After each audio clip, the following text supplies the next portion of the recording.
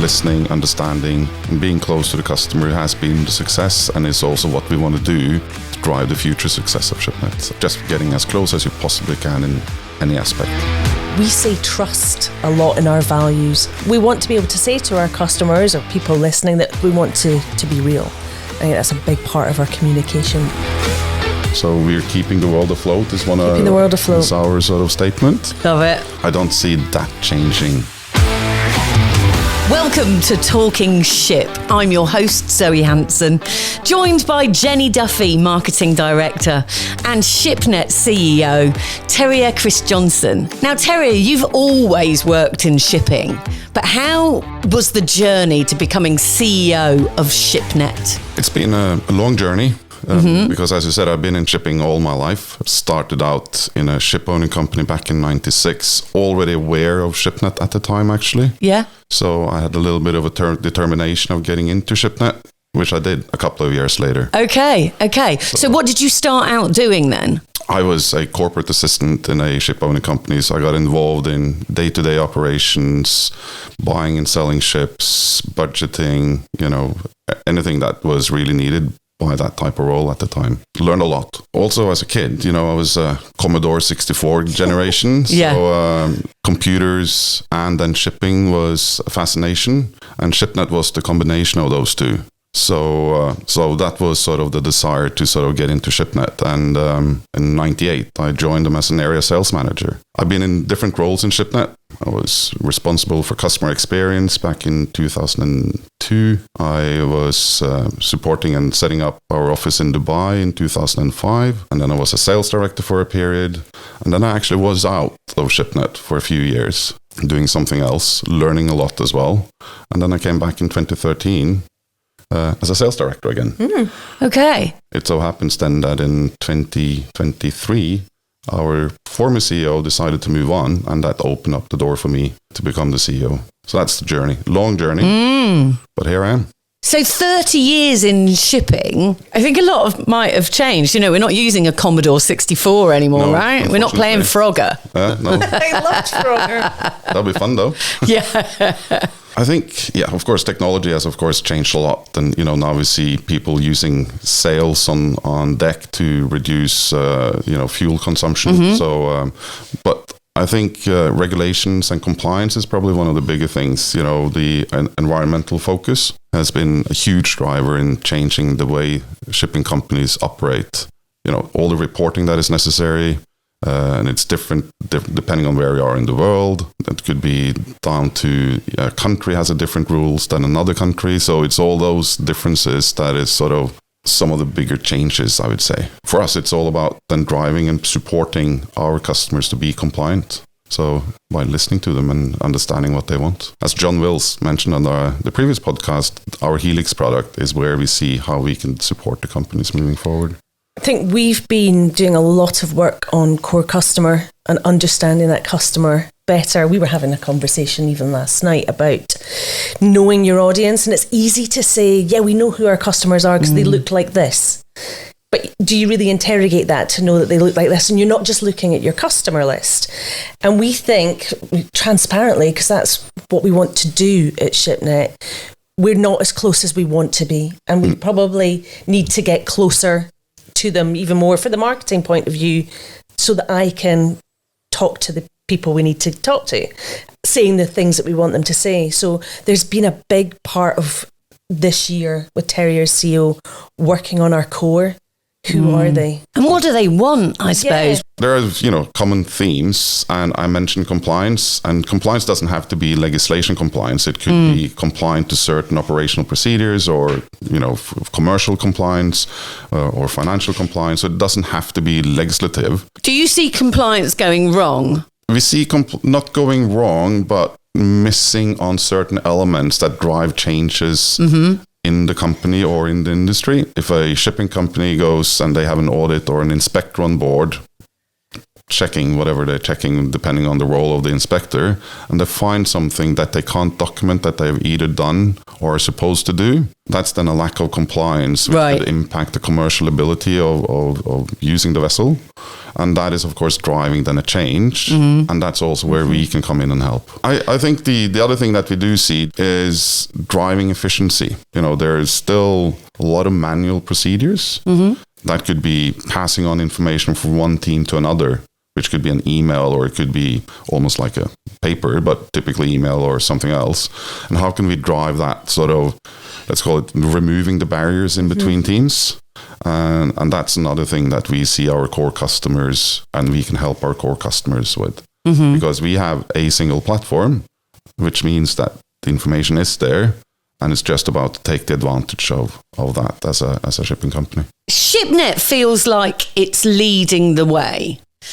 What do you think the key to ShipNet's success is? It's about being close to the customer, having the solution that the customer needs and requires to solve their day-to-day operations, their business decisions that people are satisfied working with. I think we, over the last few years, probably forgot a little bit about being as close as we should.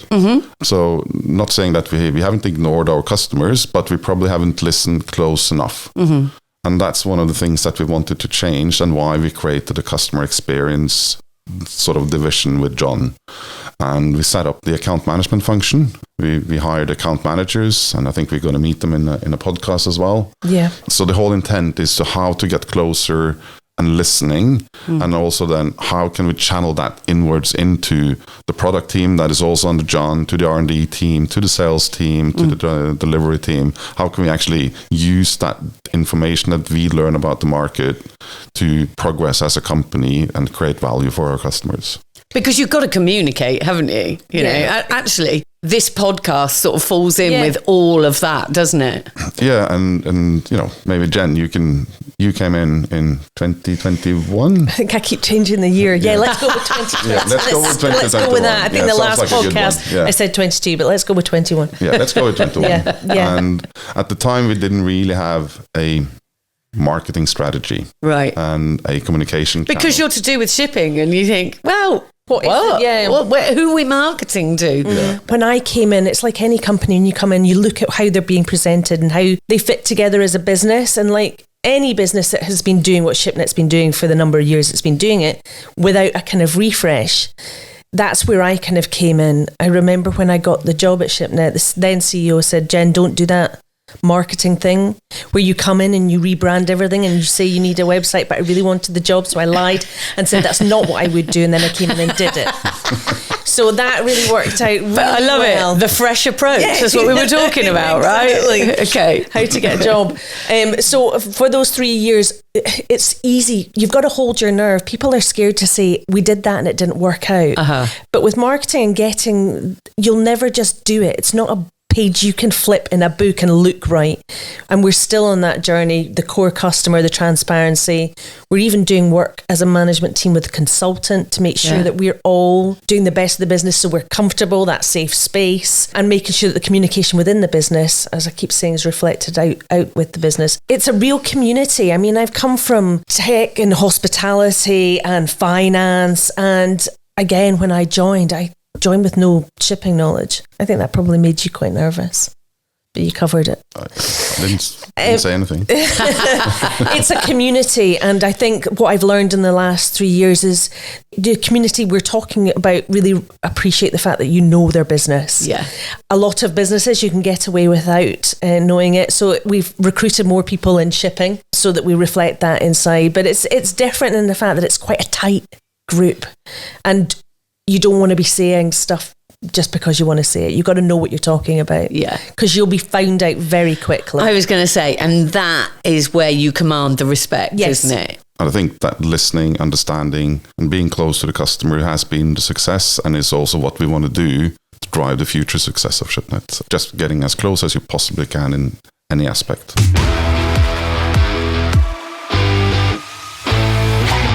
Can you give us an example of, working with a client, working with a customer, and really sort of changing the way that they do things or helping them to solve some of the problems and issues that they come up against? This is unfortunately a company that does not exist anymore, but they were a customer for many, many, many years till they sort of dissolved. But they had a extremely fragmented IT infrastructure. You know, they had an in-house system for this, an external system for that, an Excel sheet for this. And a book over there. And a book over there, you know, so they were all over the place. You know, they were running as a business, so it was obviously working to some extent. Yeah. But of course, there were things happening, you know, they may order things twice, or, you know, did they actually make the right decision when it came to the chartering part of the business? And so we ended up delivering every single aspect of our application to that business. So they bought every piece of software that we had, and we replaced 16 or 18 different application systems internally. That sort of profoundly That must mess with people's minds. You know, can you imagine running something like that and just, okay, where is that one? You know, I have a bother when I look at my phone and I think, did they tweet me? Did they Instagram me? Did they go on text? I have no idea. Having to use all of those systems must just be crazy. Yeah, so of course their day-to-day changed, of course, dramatically. It was a big project and took many years to deliver. It was an interesting journey to see also how that sort of progressed along the years till everything was up and running smoothly. It must feel quite satisfying at that point to look and think, you had all of those systems and now you've amalgamated everything into this system, this one program. Yeah, it still drives and gives me lots of energy sitting in a room with a customer, talking to them about their challenges, knowing that we can help. And of course, then some stage in the future, you've seen that you helped, and still gives me lots of energy and joy in my work, which is, so I want to stay close to customers. Yeah, as much as salesman at heart. Yeah. He's salesman. Yeah.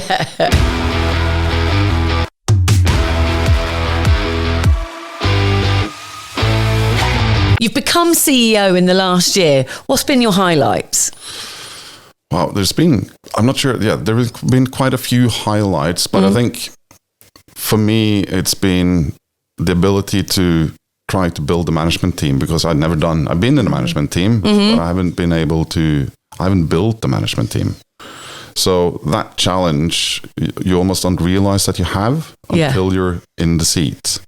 So we all, you know, in February, we realized that we had to do 2 hires that we weren't planning for a finance director and a HR director. And I think for me, going through that process, finding the right candidates, getting what we think is a great team together has been probably one of the most important highlights for me from a building the business perspective. We've done some management team development meetings as well, and we've had a 2-day session where we really focus on how we can strengthen as a team, how we can challenge each other, how we can be better at communicate with each other, and so on. So that's probably, for me, has been the highlight as such, together with all the strategic changes that we made in marketing, in how we do getting closer to the customer, and how we're going to capitalize on that moving forward, not only as a business, but also our customers. That's sort of been it. We had a couple of fun events as well. I'm not sure we're going to mention everyone, Jenny, but... Please don't. Well, you can. Just give us your top one. Right. So we were in Mexico for a event about a couple of months back. And we had a big sort of festive day, and the last day, at some stage, Jenny ended a face plant in the sand on the beach. And we got it on video. Oh, it's a wonderful thing. This, Mum, I wasn't drunk. It was incredibly fun. Overly excited, I think we'll go with. But you know, one of those things when you see it and you go, that's embarrassing, but even I find it so funny. Right. But I'm blaming you because Terrier span me. No, I didn't. That's the highlights of the last year. What do you think is going to happen in shipping in the future? Well, that's a big question. There's obviously like big advances in things like AI. Yeah. The green agenda as well. I think there's 3-4 things. So AI, I think, will have an impact. The question is when and how, and the level of trust that you have in AI. We've course. already started using AI in our applications, but it's sort of within the application as such, where you can question your documents. I think the green focus is, of course, definitely there. It's anything from emissions to green loans for financing purposes, and and how that's going to impact. I think it's very difficult to foresee, but there will be impact. Reporting is coming every year. There's new requirements for reporting the type of fuel, so it will drive the cleanliness of the fuels that are being used. Yeah. So that's how that's going to impact. It's going to be interesting to see. I think also the demand. So what is the demand for example, for fossil fuels going to change? How is that going to change in the future? Everybody's going electric cars. Is that going to impact the shipping industry at some stage? Because it's going to be less demand for fuel oil to be transported, right? For example. So I think it's exciting times for shipping. I think it still is going to be there because it's 90 to 95% of everything that's happening on the planet is because shipping is transporting something somewhere. So we're keeping the world afloat is our sort of statement. Love it. I don't see that changing. I think the dynamics of it will change, but it will continue keeping the world afloat. And sort of, I suppose, in the next 12 months, what do you think is going to be the issue that people need to solve in the next year? It's emission reporting and compliance. Yeah.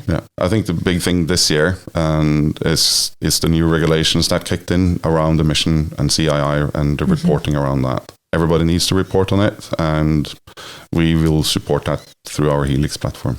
We're also going to, this year, more events. So we're going to See Asia in March, and we're going to be talking about this. We're doing some speaker slots, and we want to take some thought leadership pieces. So that's a change for us this year, because we've not been doing that a lot, but that's where we're going to start speaking about these things. Carbon emissions regulations.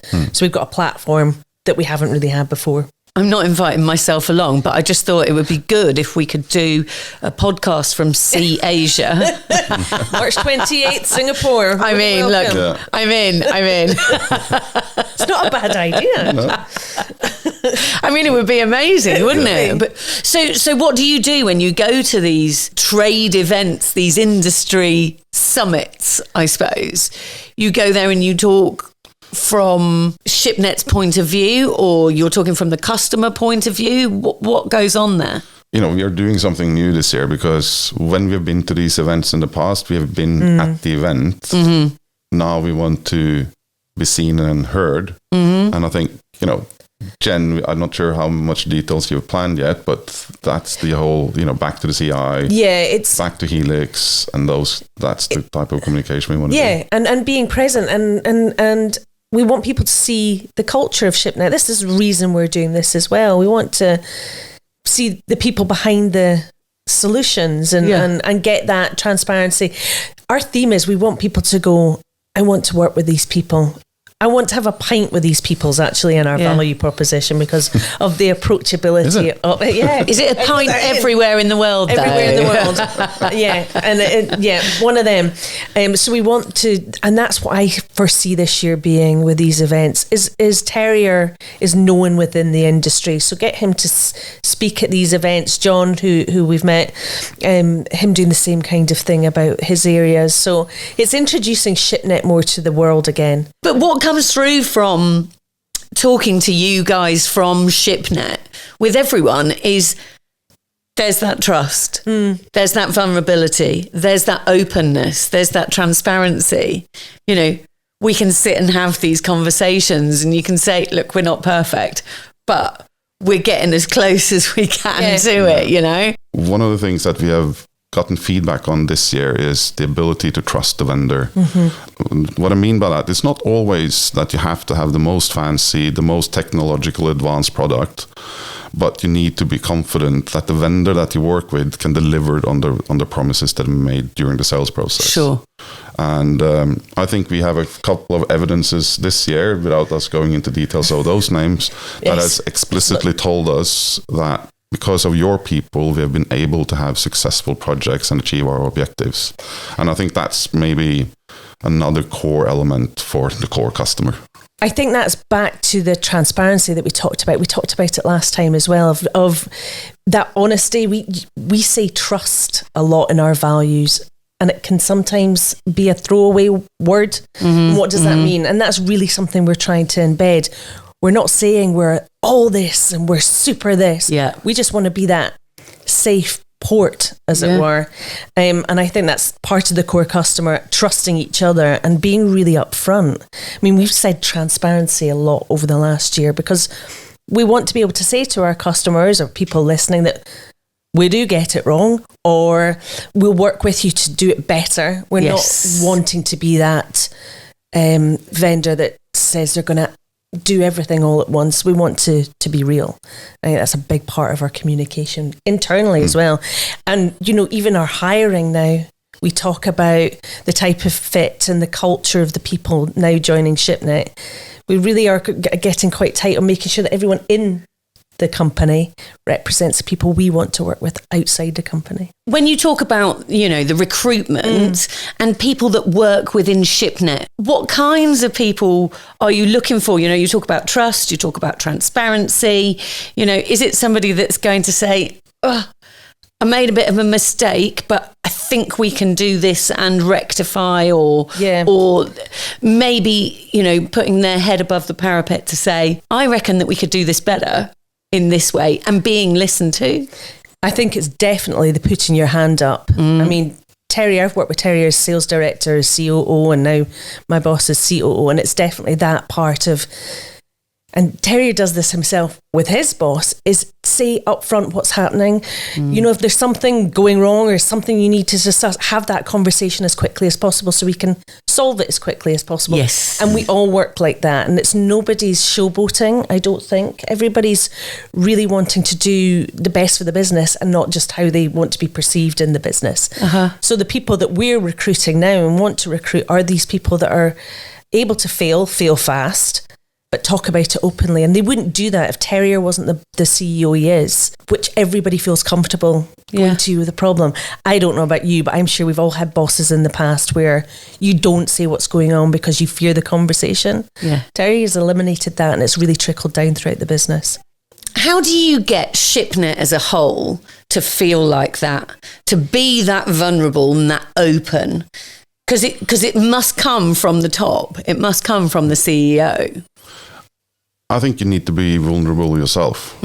So, you know, because nobody is perfect and doing everything right every single time.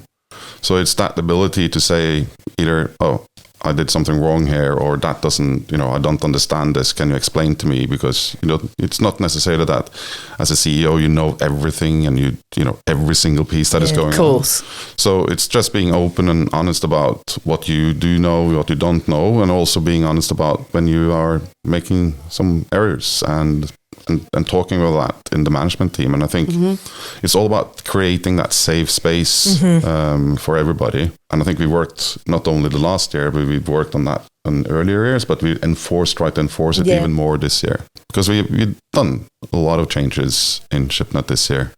We've hired new finance director, new HR director, new sales director. John Wills, who was on the podcast last time, has been promoted to customer experience director to take care of the, you know, the closeness and listening to the customer through our new account management functions. And we also made some other changes sort of on more details level on how we want to get customer focus. So we have our IT team for external focus now reporting into our delivery director, so Denis Debs. So everybody in the management team are either new in role or a new individual or doing something slightly different that they did last year. So I think we all knew that we're not going to be perfect when we do it first time, and that's about creating that space for us, not allowing ourselves to make a mistake, but identify it fast, rectify and move on. Identify fast, rectify, move on. I love that. It's a really fresh way of thinking. Do you find that sort of trickles through the business? I'm hoping, you know, of course I don't see everybody every day, of course, because we are a quite remote business, and but I'm trying trying to visit. So I've been in Chennai a couple of times this year to meet with as many people down there to see how they work on a day-to-day basis and try to be open and vulnerable so they can be that back. So we will. I'm not saying we're there. But that would be the ambition, that we get there, and that's what we need to work on in 2025. Yeah, great. So doing those events, and actually, I think ShipNet's got a great personality. Yes, thank you very much. I think that's all me. No, I think that's what we want to do at these events, like live feeds and be vulnerable, make mistakes, and talk about Jenny falling over in Mexico and be that business, because our owners, I think, they want to see businesses that are themselves and they're not pretending to be something. Yeah. They're just trying to be a really good business that is delivering what they say. And I think that comes across in what we're trying to be is just normal humans. Well, I say normal.